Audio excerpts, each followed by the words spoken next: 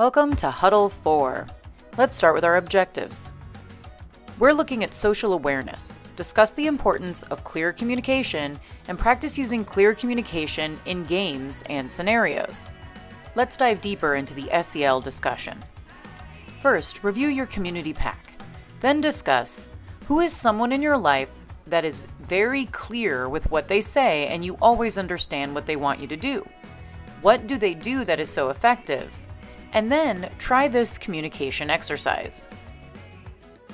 Start by telling the captains, go stand in a line. Have them try that out and then explain to them that they got it wrong. Maybe you wanted them to stand in a line side by side or behind each other. Maybe you wanted them to do it at a run, or maybe you wanted them to not talk. Point out how your communication was not clear. Then give them some pointers. Speak loudly and clearly when communicating. Ask for questions from the people you're communicating to make sure you are clear. Be specific. What do you want? And then, if you do make mistakes, apologize and say, I'm sorry, I wasn't clear, and then try again.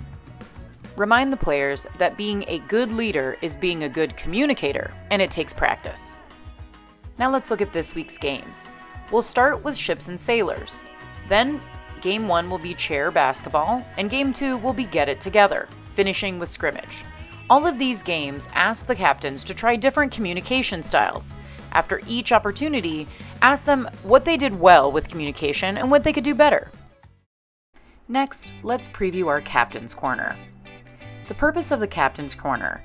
This is where we will discuss current goals, practice advanced skills, and discuss any situations the team is having that you can help with as a leader. Remember to touch base with the soccer team coach so you can better understand how the captains are doing during practices. Since this huddle is during the off-season, we'll have a slightly different questions during the Captain's Corner. First, you'll ask, what opportunities do you have to be a leader outside of soccer practice? Have them focus on school, home, and in communities. Next, what can you do at home to help serve your family like you do the team?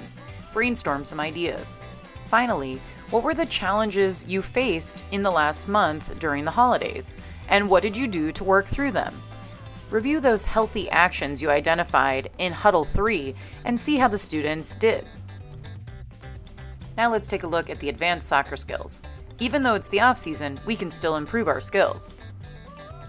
For the players' safety, we ask that they do not attempt to do headers.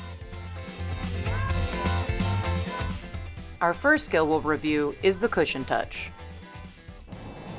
Players want to catch the ball in the air with the laces or top of their foot and balance the ball down to the ground. Carry the ball down with your foot softly like you're catching an egg. Ready for a challenge? Try an inside sweep. Use the sweet spot of your foot to touch the side of the ball and guide it to the ground.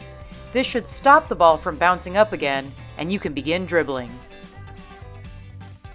And finally, fill out this month's prep form you can find linked in your email.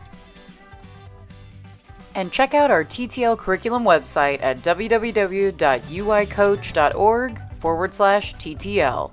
Here you'll find the digital curriculum and helpful links.